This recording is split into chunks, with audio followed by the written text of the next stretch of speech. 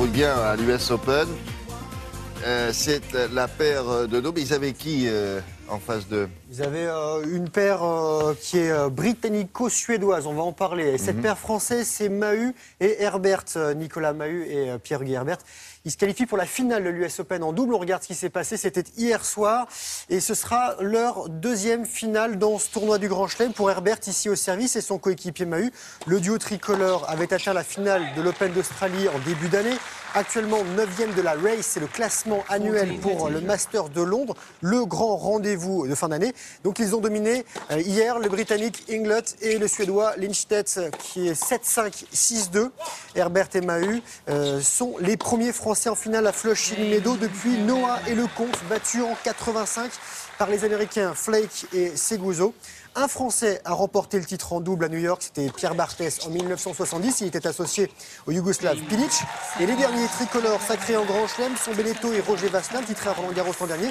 Et en finale, Pierre-Hugues Herbert et Nicolas Mahut affronteront la paire britannico-australienne Jamie Murray et John Pearce. Voilà pour le tennis, parce qu'il devait y avoir les demi-finales dames, William, elles ont été annulées et reportées à cause de la pluie. Ah, j'ai vu, donc, là, voilà. Pas beau. Hein. Ah, il fait pas beau, non. Il pleut et ce sera donc aujourd'hui cette demi-finale dames. On va parler de basket, avec les Français qui se débrouillent très bien. Alors là, c'est l'Euro hein. en France, à Montpellier. Et encore une victoire pour ces tricolores. Regardez, les Bleus qui sont invaincus en 5 rencontres dans cette compétition. Les tenants du titre, ils ont battu hier soir Israël. Des Israéliens qui avaient délibérément mis leurs meilleurs joueurs au repos. Le score 86-61. La France est première de son groupe devant Israël, justement, et affrontera la Turquie en 8e de finale. Ce sera demain. Lui, c'est Nicolas Karabatic qui n'a pas participé au premier match du championnat de France de handball de son nouveau club, le Paris Saint-Germain.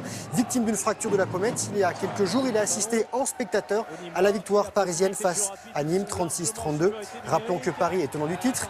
Et à l'issue de cette première journée, les Parisiens sont 2e du classement, derrière Montpellier et devant Saint-Raphaël. Un mot d'équitation avec la France qui débute bien les championnats d'Europe de concours complet à Castlebell, c'est en Écosse. Thibaut Valette et Karine Florent Lagouag sont actuellement 2e du classement par équipe à l'issue de la première journée. La Grande-Bretagne est en tête, l'Allemagne, championne olympique, est 3e. Et après le dressage, il y aura le cross, puis l'obstacle, William. Et on va terminer en Méditerranée, sur et sous l'eau. Et sous l'eau, pour vous raconter une histoire qui aurait pu coûter très cher. Problème de mesure pour l'apnéiste Guillaume Néry. Regardez, Guillaume Néry, c'est ce garçon. Il est niçois, il a 33 ans, champion du monde d'apnée en 2011 en poids constant avec palme, 4 fois recordman du monde. Ici à l'entraînement, avant de partir au championnat du monde à Chypre. Et à Chypre, il voulait établir un nouveau record dans sa spécialité où il faut descendre le plus profond possible à la seule force des muscles des jambes et des bras.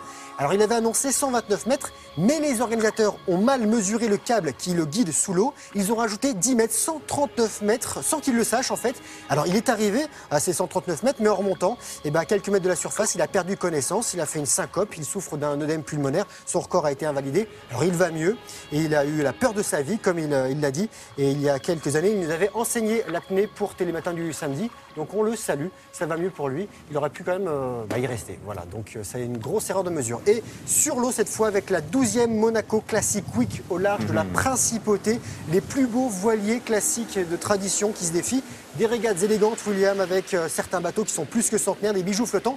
Et si vous êtes dans la région, allez les voir parce que le spectacle il est dans l'eau, mais il est aussi à quai, dans le port. Et la saison de voile classique en Méditerranée se terminera à la fin du mois avec les superbes voiles de Saint-Tropez. William, on va y faire un petit tour, je pense. Bah oui, on peut l'annoncer maintenant avec une équipe Télématin. Filles. Quelques filles de Télématin ont accepté de relever le défi. On les mettra à bord, puis sous la direction bien sûr, de Grégoire Tournon.